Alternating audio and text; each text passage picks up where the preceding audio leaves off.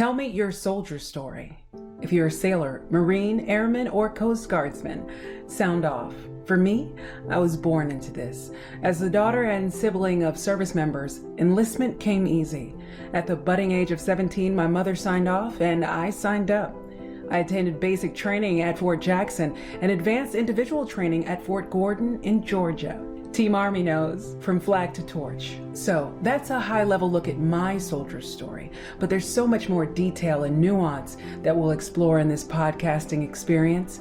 My goal is to listen, learn, share, and grow. Although I'm a fan of the long-form podcast, you can expect our time to be about 30 minutes. Each episode, I'll introduce you to an academic who will share the difference their education has made in their life as a service member, dependent, or military supporter. I don't consider myself a poet, but you'll become familiar with a stream of conscious that helps me communicate the process.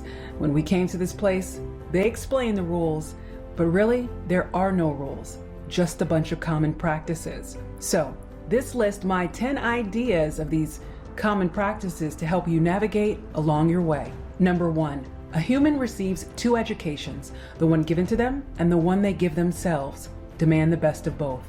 Number 2, everything worth having is free, so be careful of those who will monetize your love, your health, and your knowledge, because the price will always be more than you can pay. Number 3, love, it's the answer. Translating the question so all can understand, that's the problem. So learn to say love in as many languages as you can. Number 4, health, it's a trinity of mind, body, and spirit, and wealth is the karma of what you do with them. Pursuing the monetized while neglecting the free things in life will leave you poor, sick, and lonely, and that's a trinity too. Number 5, knowledge is power, and with power comes great responsibility. No, it's not mine, but demand the most of those responsible for that knowledge transfer, because with them lies the power. Number 6, everything's a mirror. Look for beauty, and beauty is what you'll find. Look for flaws, and flaws are what you will find. So look long and look deep. Number 7, beauty is in the eye of the beholder. The beholder is you. So again, look long and look deep. Number 8, paying it forward is as important as saving for a rainy day. The investment you make in others pays in perpetuity. Number 9, truth, facts, and principles are constants that change. So never be so tied to constants that you can't change. And number 10, the list of life is never complete. Start making lists, cross things off, celebrate, then make another list. The key is never skipping the celebration. Here's to all the women in your life. May we know them, may we be them, may we raise them. Take a listen. Honorary General Mary McLeod Bethune was born July 10, 1875, on a rice and cotton farm in Sumter County, South Carolina. General Bethune was the 15th of 17 children born to Sam and Patsy McIntosh McLeod. General Bethune was an American educator, stateswoman, philanthropist, and humanitarian. As a youth, Mary attended Maysville one-room black schoolhouse, Trinity Mission School, which was run by the Presbyterian Board of Missions of Freedmen. Because she was the only one in her family to attend school, she came home and taught her family what she learned each and every day. Mary attended Scotia Seminary in 1888 through 1893 before attending Dwight L. Moody's Institute for Home and Foreign Missions in Chicago, hoping to become a missionary in Africa. But she was told that black missionaries were not needed. This was the wake-up call that moved Mary along her path. She became the head of an all-girls grade school in Dayton Beach, Florida, which historically became co-ed, then a junior college, before becoming a 4-year institution that you know as Bethune-Cookman University. In 1911, she founded a black hospital that would treat black residents and did so successfully during the influenza outbreak of 1918. In 1917, she served as the Florida chapter president of the National Association for Colored Women, and in 1924, she was elected as the national president. Then in 1928, she was invited to attend the Child Welfare Conference by President Calvin Coolidge, subsequently being appointed to the White House Conference on Child Health by President Herbert Hoover. In 1935, Mary founded the National Council for Negro Women, a consortium of 28 different organizations to work to improve the lives of black women and their communities. During World War II, Bethune served as the political appointee and the Special Assistant to the Secretary of War. As such, she was named Honorary General of the Women's Army for National Defense. After the Women's Army Auxiliary Corps was converted to active duty status in July of 1943, she also served as an advisor for the new Women's Army Corps.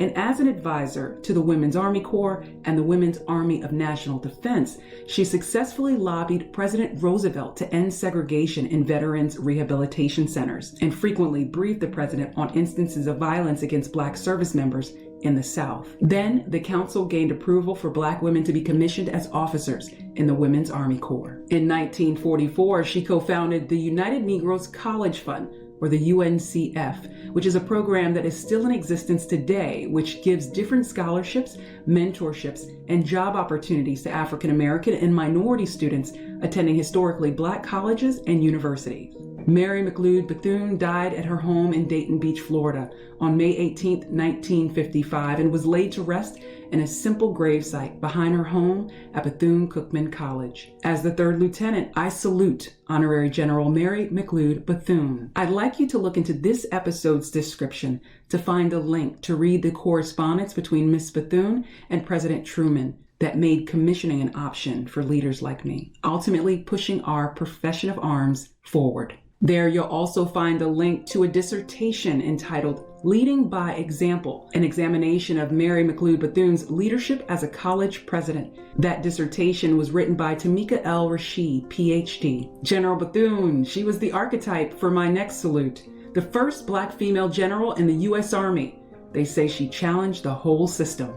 Brigadier General Hazel Johnson Brown was born October 10, 1927 in Westchester, Pennsylvania. She was one of 7 children born to Clarence and Garnett Johnson.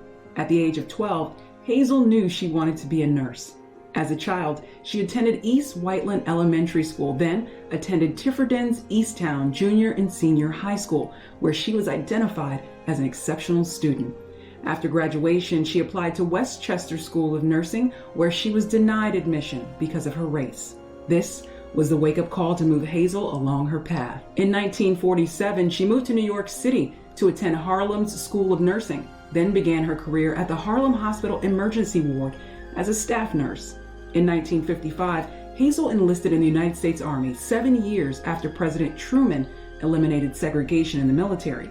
As a service member, she was a patient advocate at Walter Reed Hospital, working in open heart and neurosurgery.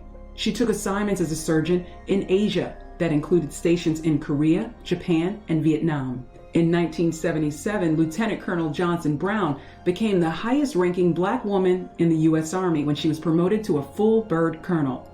2 years later, she was promoted to the rank of Brigadier General, taking charge of over 700 nurses in the Army Nurse Corps.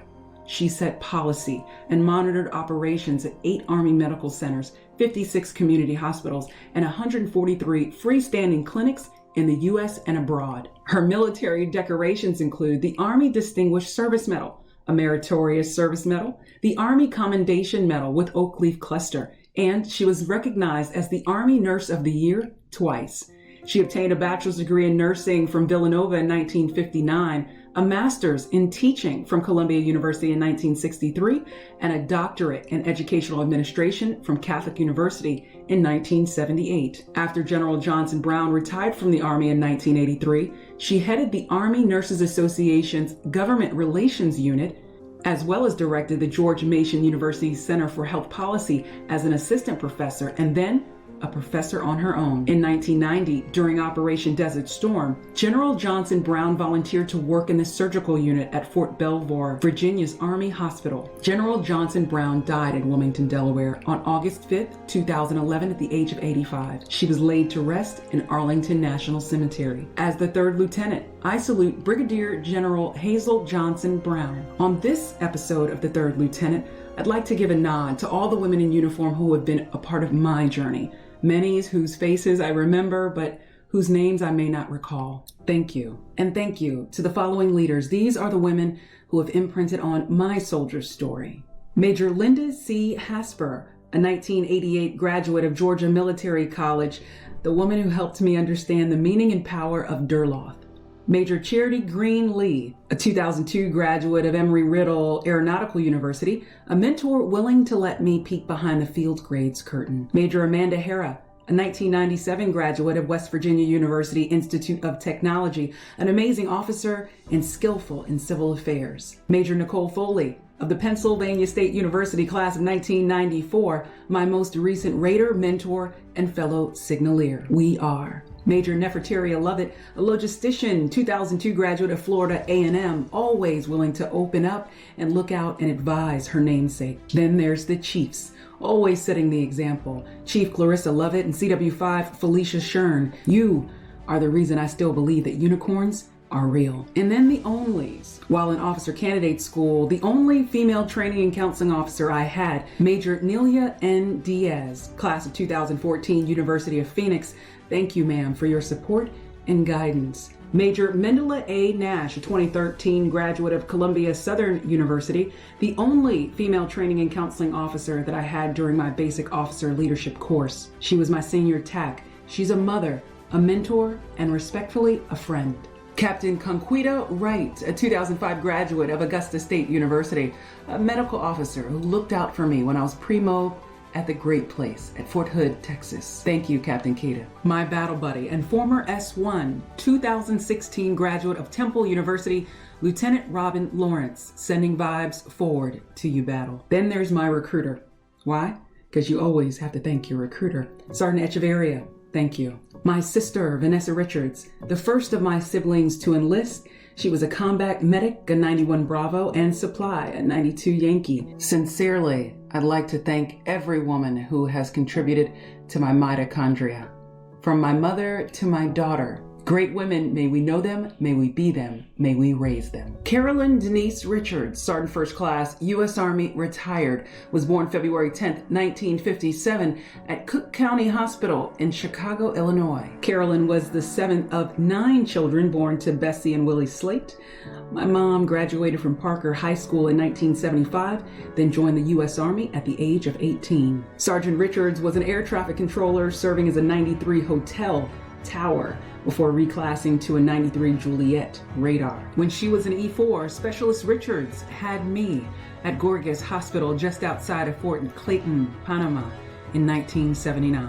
As a dependent, I accompanied my mother and father to assignments at Fort Lewis, Washington, Fort Benning, Georgia, and Frankfurt and Wiesbaden, Germany, before my mother's retirement at Hunter Army Airfield in Savannah, Georgia. In 1996, Carolyn signed a parental waiver for me to join the Georgia Army National Guard as a 74 Bravo, a computer systems analyst. And in 2015, my mother gave me my first salute as a second lieutenant in the Rhode Island Army National Guard, making me a first gen, the first in my family to commission. My mother was my rock. She supported me when I became a first-generation college student with a bachelor's in mass communications from the illustrious Savannah State University, and then again when I received my master's in professional studies in cybersecurity and information assurance from the Pennsylvania State University. We are. Sergeant Richards, Mommy, thank you. And I'd like to thank all of the amazing women and military leaders who have shared their stories, their journeys here with me. Captain Cynthia L. Turner, U.S. Air Force, a graduate of Howard University. Major Kimberly Mallard Brown, U.S. Army, a graduate of the U.S. Military Academy at West Point. Commander Melissa R. Troncozo, U.S. Navy, a graduate of the University of Michigan. And Major Natasha M. Hines, U.S. Army, retired, a graduate of St. Paul's College. For all the gentlemen who have been guests, I thank the women in your lives, your daughters, your wives, and your mothers for their support. One team, one fight. And thank you for listening, sharing, and reviewing the Third Lieutenant podcast, where we're on a mission to share how higher education is a key component to the success of servicemen and women everywhere. If you know a service member interested in higher education, ask them to listen, subscribe, and review to the Third Lieutenant. This message is brought to you by A Man's Cave, a spa for men pop-up where grooming and kings meet. If you're experiencing a crisis or have a friend or family member in crisis, call 1-800-273-TALK. That's 1-800-273-8255. Press the number 1 for the military crisis line or text 838255. I say again, 838255. From our friends at A Man's Cave, Spa for Men pop-up. Until next time, stay balanced, and walk in peace.